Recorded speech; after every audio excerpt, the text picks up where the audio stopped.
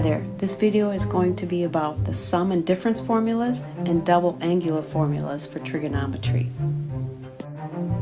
Here are the sum and difference formulas and the double angle formulas. These here are the sum and difference formulas. It shows us how to find the sine, cosine, and tangent if we have the sum or difference of two angles.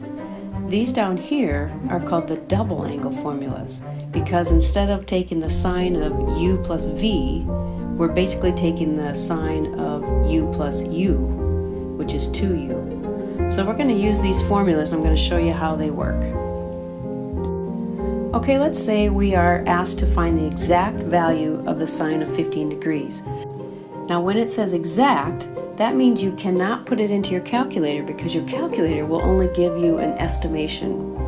So what we need to do in order to use our sum and difference formulas, which I have right here, we need to come up with two values that are on our unit circle, u and v, that either add or subtract to get me 15 degrees. Now the one that comes to mind to me is 45 minus 30 because that will give me 15. So the way that I use this in my formula is I'm going to think of the sine of 15 degrees as being equal to the sine of 45 degrees minus 30 degrees. Okay, so now before we go any further, I want to make sure that you are not tempted to try and do this, because this does not equal the sine of 45 degrees minus the sine of 30 degrees. I always catch students trying to do that. This is a function, and this is called the argument of the function. So it belongs together in a block. You cannot do distributive on a function because distributive presupposes that you have a product here, and this is not a sine times this quantity. It's the sine of that quantity. Okay, here's the formula that we're going to use. And in this case, my u is 45 degrees and v is 30 degrees. So over here where I see the sine of u, I'm going to put the sine of 45 degrees and then the cosine of 30 degrees minus the cosine of 45 degrees times the sine of 30 degrees. So I'm just putting 45 and 30 in for the u and the v in the formula. Now these values are on my unit circle. I know the sine of 45 degrees is radical 2 over 2. The cosine of 30 degrees is radical 3 over 2. The cosine of 45 degrees is radical 2 over 2. And the sine of 30 degrees is 1/2. Please keep in mind that this is a product, this is a product, and this is a difference. So when I multiply the first two terms, I get radical 6 over 4 minus radical 2 over 4, and I can put those together over a common denominator and get radical 6 minus radical 2 all over 4. Now if you're asked to find the exact value of something that's in radian measure, then that's not nearly as easy to find, because if I think of my unit circle fractions and I'm trying to think of two fractions that add or subtract to 7 pi over 12, that really isn't very easy. Now you can see here that I have found one combination that works, pi over 3 plus pi over 4, and so if I put that into this formula and I put pi over 3 in for u, pi over 4 in for v, and work it out, I end up with radical 2 minus radical 6 all over 4. But this problem would be a lot easier if we would take the 7 pi over 12 and change it to degrees. So if you remember, to change radians to degrees, I need to multiply by 180 over pi. The pi's will cancel, and I can do some simplifying, and I end up getting 105 degrees. Now if we find the cosine of 105 degrees, you'll notice that it looks exactly the same. I will let u be 45 degrees and v be 60 degrees, and I end up with the exact same answer. So my recommendation is that if you're given an angle that's in radians, like 7 pi over 12 was, instead of using that and trying to come up with two angles that add or subtract to give you 7 pi over 12, instead just change it to degrees, because those numbers are easier to do that adding and subtracting with. In this problem, we're actually going to use the formulas and go backwards, because I'm supposed to find the exact value of this expression. So I'm going to bring over my formula list, and I'm going to see which one has cosine, cosine, plus sine, sine. So if I look down here, the one that I'm looking at, it looks like this one, cosine, cosine, plus sine, sine.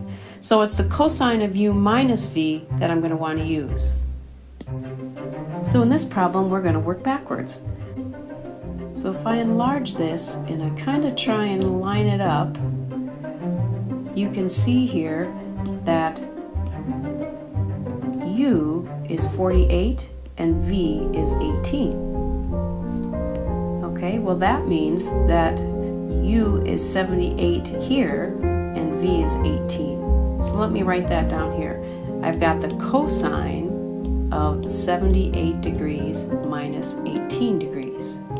Okay, well the cosine of 78 minus 18, if I actually do that subtraction, I get 60 degrees.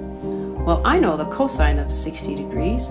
The cosine of 60 degrees is 1/2. That means this entire expression equals 1/2.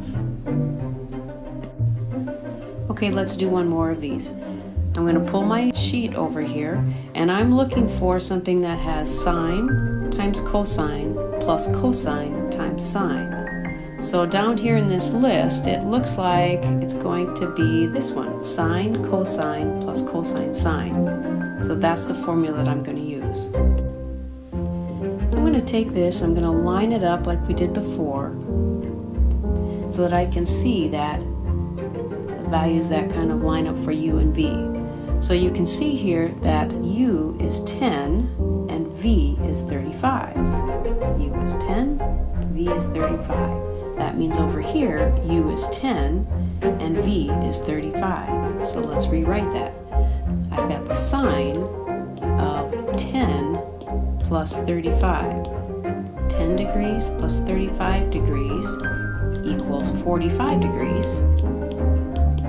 And the sine of 45 degrees is radical 2 over 2. So this expression equals radical 2 over 2. Now we're going to take a look at how to prove an identity that includes a double angle formula. So you'll notice here I've got the cotangent of 2x. Well, before I start worrying about that, remember that when we solve an identity, we have to start with setting one side equal to itself. And we're going to start with the side that is more complicated, which in this case is the left side. Now in just looking at this, I've got a cotangent and a tangent, but they have different arguments. So, I think what I'm going to try and do is change everything to sine and cosine and see if that helps at all. So I know that cotangent is really cosine over sine. So I've got cosine of 2x over the sine of 2x. And then I have my plus tangent x, which is sine of x over the cosine of x. All right, now I have a couple sheets that I can look at. I know I have this one, which I've used before for just doing regular identities. But then I also have this one, which we're looking at this time, that has our sum and difference and double angle formulas. Now I see two things in my problem that are on this sheet: the cosine of 2 times an angle and the sine of 2 times an angle. So we're going to make those substitutions, and then we'll see where we go from there. So I'm going to take the cosine of 2x, and I'm going to take it out, and I'm going to say cosine squared x minus sine squared x. In the bottom, I've got the sine of 2x, so that's going to turn into 2 times the sine of x times the cosine of x. And I still have this sine of x over cosine of x over here. Now I can see before I go any further that I can cancel these 2's. So what I have left is just cosine squared x minus sine squared x over sine x cosine x, and then plus the sine x and cosine x. Okay, now I'm going to need to get a common denominator and add those fractions together, because that's usually what we do when we see two fractions being added or subtracted.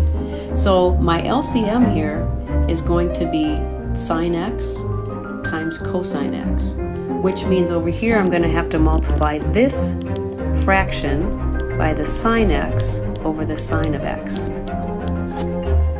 So what I end up with now is cosine squared x minus sine squared x plus sine squared x all over sine of x times the cosine of x.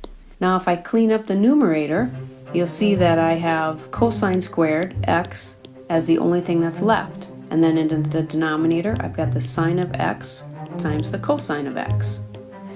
Okay, now you should notice some canceling here. This cosine is going to cancel one of these, and there will be one left, and it's in the numerator.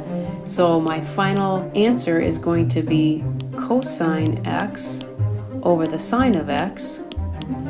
And I'm out of room, so I'm just going to write this here. It equals the cotangent of x, which was what I was shooting for in the first place.